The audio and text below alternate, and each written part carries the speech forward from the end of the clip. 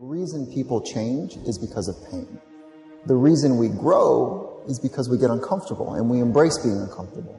But being honest with the pain that we feel is usually the prime mover for people to do the work that is necessary. Average person, you and I have about 75,000 thoughts a day rattling around in this thing we call our brains and our minds. 75,000 of them.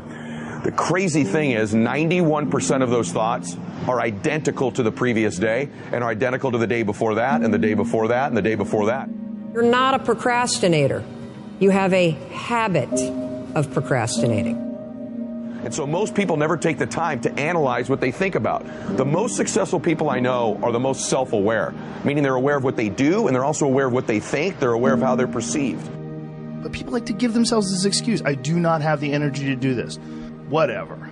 If you decide that, that's true. But if you watch a motivational video, there's 100 of them on YouTube, thousands even. You go watch one, you'll get fired up. You're like, I'm going to jump some rope.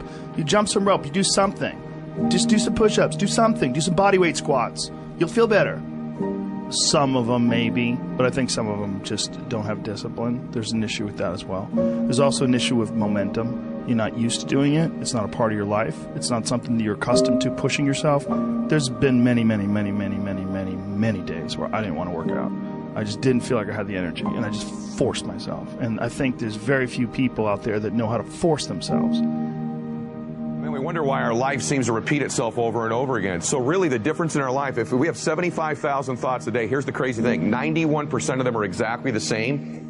The separation in our life is in those 9% of their thoughts, because remember this, these magnets are pretty powerful. That's why I'm always saying that your obsessions become your possessions, because they do. You draw into your life exactly what it is you think about. It's a physical reality that you attract to yourself what you think about. So the difference in our life is 9% of our thoughts. That's why people say all the time the difference between winning and losing is so small, it's almost too scary to talk about. And really we have identified what it is. It's 9% of what we think about alters the direction of our life. So what I'm here to tell you today is you've got to hone in and get aware of what you think about and then alter those 9% of the thoughts that are variable on a daily basis to serve you. And you know, people are very, very, very, very tough. And it turns out that if you face things that you can put up with a lot more than you think you can put up with, and you can do it without becoming corrupted. You have to be alert when you're suffering. You have to be alert to the beauty in life, the unexpected beauty in life. And you know, you have to look for those that little bit of sparkling crystal in the darkness when things are bad. You have to look and see where things are still beautiful and where there's still something that's sustaining. And you know, you narrow your time frame and you be grateful for what you have, and that can get you through some very dark times. Our belief system is based upon our evaluation of something. Frequently, if we reevaluate a situation, our belief about it will change. I began reevaluating who I was. I started to study. I never stopped studying. And I found as I reevaluated, I had a much higher opinion of myself. I found out things about me that I would have never believed if you had told me. The power that's locked up within us, the marvelous system we've got. Do you know the blood circulates through your veins every 33 seconds, through hundreds of miles of passageway? Bang, just like that, clears all the food in and all the garbage out. Stop and think of the central nervous system. It's the most complex electrical system in the world. And you've got it. Think of your brain, an electronic switching station like that. You can change the vibration of yourself and everything around you. We have awesome powers, and it's all based on what you believe about you. If you want to change yourself, if you want to acquire something, if there's some goal that you want to reach, changing your behaviors, overcoming negative habits, it's challenging. It's hard. Most people go through life never discovering what their talents are. Most people never develop their talents. The only thing that's going to make you happy, my friend, in this year or any other, is to step up. It's to raise the standard. It's to discover what you're capable of and feel that incredible power of pushing through whatever's holding you back and get to the other side of more of your true self. That's what this game's all about. When you step into your fears, and continue to push yourself to go on, something happens for you. If you look at somebody who's really successful and you think, wow, I mean, they're so amazing, they're such a genius, you got to dig underneath and you got to remember something. People are rewarded in public for what they practice for years in private. If you don't develop the courage to do that which has been given you to do, and you spend a lot of time going around trying to convince other people or trying to get their approval, what will happen is that you will lose your nerve. And other people will convince you that what you're doing doesn't have any value, and you'll give up on your dream. How much time do you have left? How much time do you have left? Jeremiah said, "Your word, O Lord, is like fire shut up in my bones." I believe there are some dreams shut up in you. Like fire, you're going to feel your destiny calling out. May not have happened the first time. The loan didn't go through. You didn't get chosen for the part. The medical report wasn't good. That's okay. This is a new day. What God started, He's going to finish. You may have missed some opportunities, but God knows how to make up for lost time. He's going to give you another chance. He said in the book of Joel, "I will restore the years that have been stolen." Progress equals happiness. And if we can make progress on a regular basis, we feel alive. And that's why at the beginning of the year, we get this thing like, okay, I can have this fresh start. I could really do what my soul desires. I could expand. I could grow. I could improve. I could change. Or maybe better than change, I could progress.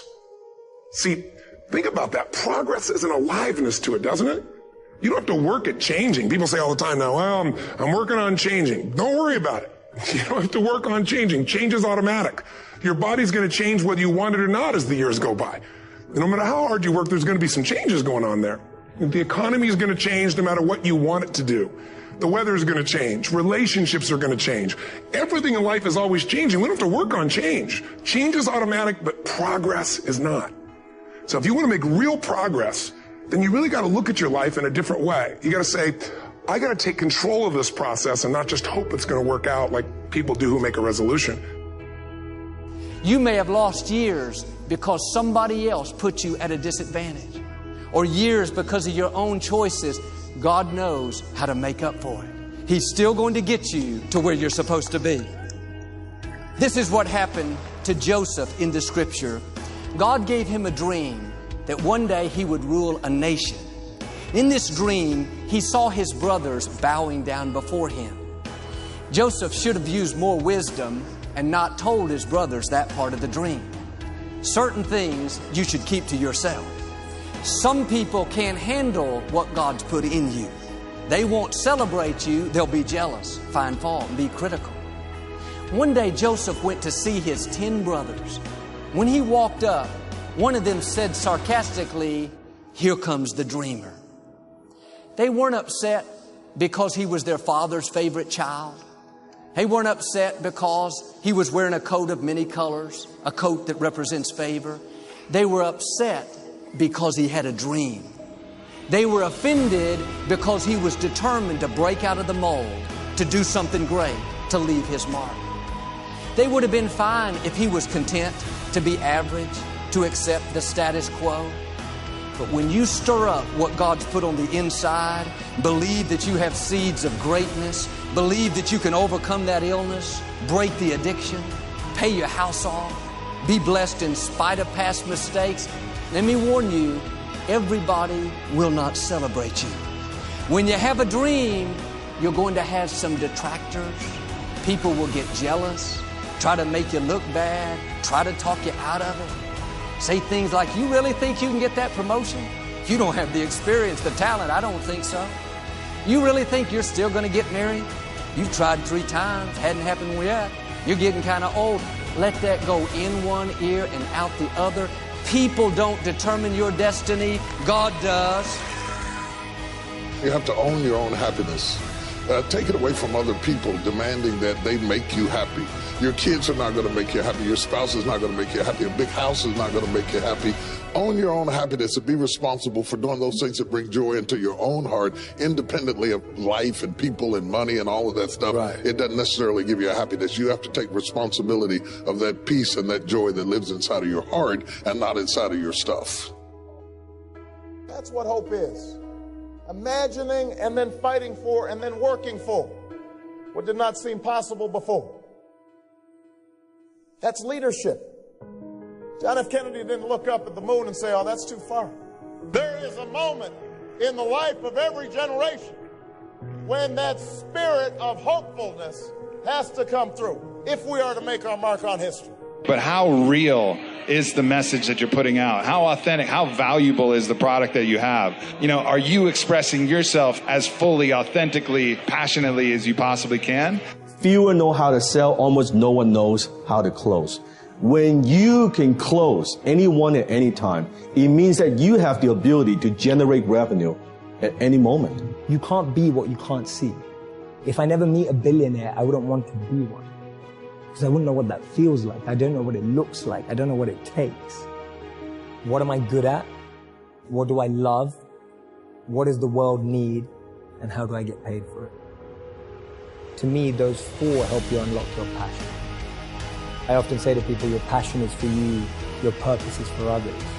Your passion makes you happy.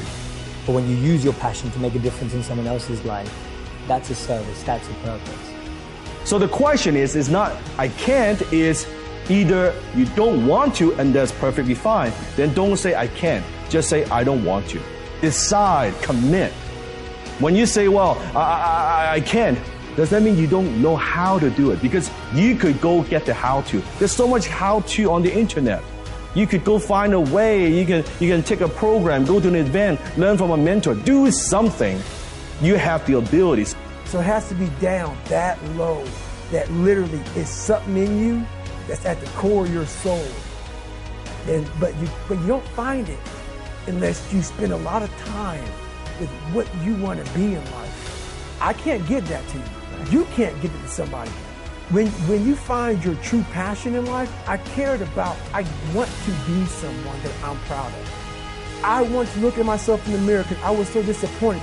That accountability mirror I talk about, I was so disappointed in what I saw every day. I didn't love myself. And I feel ultimately his heart becomes flooded with love. And I can't think of a better message as we send you off today. To not only take risks, but to be open to life, to accept new views, and to be open to new opinions. While it may be frightening, it will also be rewarding. Because the chances you take, the people you meet, the people you love, the faith that you have, that's what's going to define you.